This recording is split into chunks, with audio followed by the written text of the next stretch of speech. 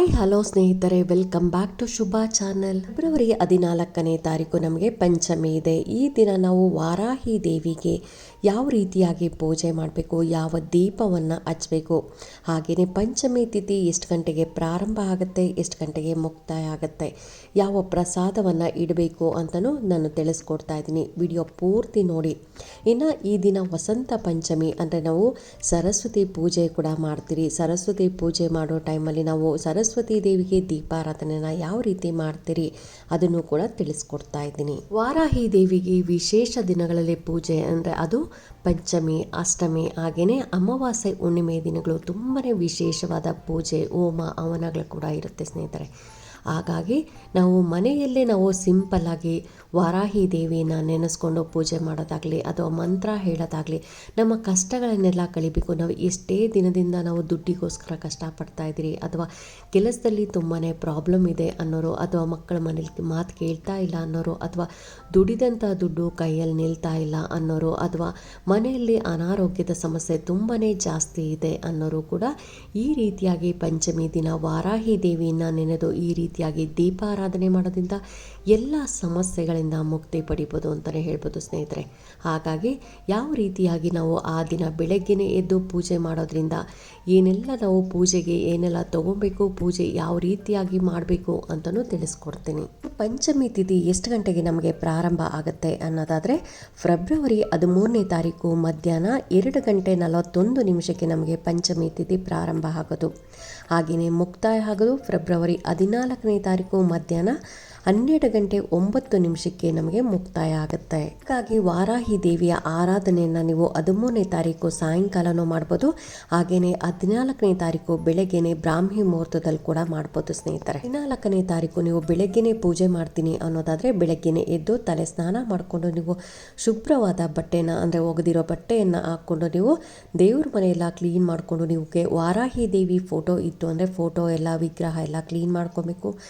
Photo ವಿಗ್ರಹ ಇಲ್ಲ ಅಂದರೆ ಒಂದು ನೀವು ದೀಪವನ್ನು ತಗೊಂಡು ಅದರಲ್ಲಿ ವಾರಾಹಿ ದೇವಿಯನ್ನು ಪ್ರತಿಷ್ಠಾಪನೆ ಮಾಡ್ತಾ ದೀಪಕ್ಕೂ ಕೂಡ ಅರಿಶಿನ, ಕುಂಕುಮ, ಹಾಗೆಯೇ ಕೆಂಪು ಹೂಗಳನ್ನು ಇಟ್ಟು ನೀವು ಆ ದೀಪದ ಮುಂದೆ ನೀವು ಈ ರೀತಿಯಾಗಿ ನೀವು ನಾನು ಹೇಳಿದ ರೀತಿಯಾಗಿ ಹೆಸರು ಕಾಳಿನಿಂದ ದೀಪಾರಾಧನೆ ಮಾಡಬೇಕಾಗುತ್ತೆ ಸ್ನೇಹಿತರೆ.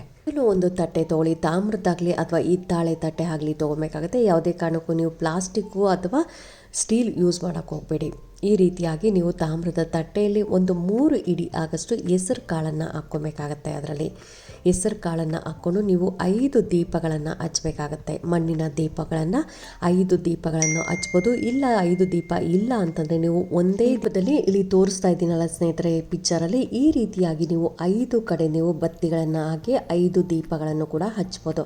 ಆದಷ್ಟು ನೀವು ಈ 5 ದೀಪಗಳನ್ನು ಸಪ್ರೇಟ್ 5 ದೀಪಗಳನ್ನು ಹಚ್ಚಕ್ಕೆ ಟ್ರೈ ಮಾಡಿ. ಅಕಸ್ಮಾತ್ ಆಗಲ್ಲ ಅನ್ನೋರು ಮಾತ್ರ ಒಂದೇ ದೀಪದಲ್ಲಿ ನೀವು 5 ಕಡೆ ಬತ್ತಿಗಳನ್ನು ಹಾಕಿ ದೀಪ ಹಚ್ಚಬೇಕಾಗತ್ತೆ.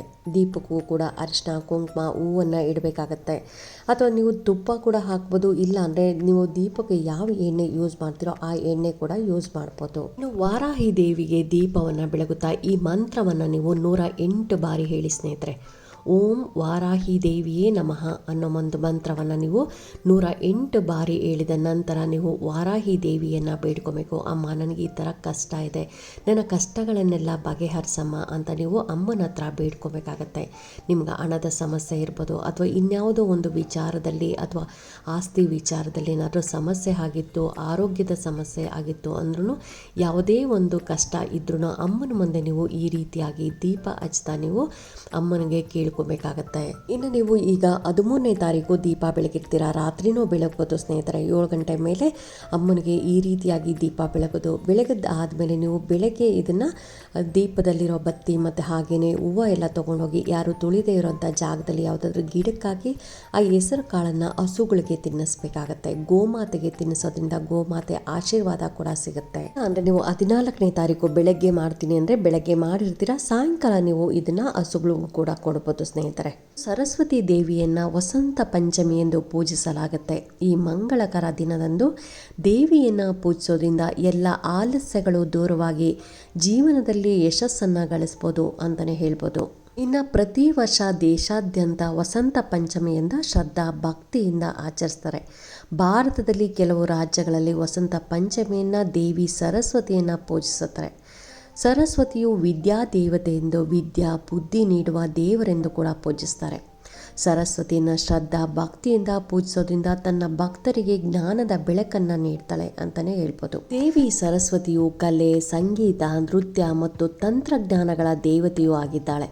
ಈ ಕ್ಷೇತ್ರದಲ್ಲಿ ಸಾಧನೆ ಮಾಡಲು ಬಯಸುವವರು ದೇವಿಯನ್ನು ಪೂಜಿಸಿ ಆಶೀರ್ವಾದವನ್ನು ಕೂಡ ಪಡೆದುಕೊಳ್ತಾರೆ. ನಮ್ಮ ಮಕ್ಕಳನ್ನು ಸ್ಕೂಲಿಗೆ ಕಳಿಸೋದಕ್ಕೆ ಮುಂಚೆನೂ ನಾವು ಈ ರೀತಿಯಾಗಿ ಸರಸ್ವತಿ ಪೂಜೆಯನ್ನು ಮಾಡಿಸಿ ಸ್ಕೂಲಿಗೆ ಜಾಯಿನ್ ಮಾಡ್ತೀರಿ. ಇನ್ನು ಸ್ಕೂಲಲ್ಲಿ ಈಗ ಎಕ್ಸಾಮ್ಸ್ ಬರ್ತಾ ಇರುತ್ತೆ, ಮೊದಲು ಅವರು ಸರಸ್ವತಿ ಪೂಜೆಯನ್ನು ಮಾಡಿ ಸಿಹಿಯನ್ನು ಮಕ್ಕಳಿಗೆಲ್ಲ ಹಂಚಿನೇ ಅವರು ಎಕ್ಸಾಮ್ಸ್ ಎಲ್ಲ ಶುರು ಮಾಡೋದು ಸ್ನೇಹಿತರೆ. ಫೆಬ್ರವರಿ 14ರಂದು ಬೆಳಗ್ಗೆ ಬೇಗ ಎದ್ದು ಸ್ನಾನ ಮಾಡಬೇಕು, ದಿನ ಪೂರ್ತಿ ಉಪವಾಸ ಇರಬೇಕು. ನಂತರ ಸರಸ್ವತಿ ದೇವಿಯ ವಿಗ್ರಹವನ್ನು ಹೂಮಾಲೆಗಳಿಂದ ಅಲಂಕರಿಸಬೇಕಾಗತ್ತೆ. ಇನ್ನು ದೇವಿಗೆ ಹಣ್ಣು, ಸಿಹಿ ತಿಂಡಿಗಳ ನೈವೇದ್ಯ ಮಾಡಬೇಕು.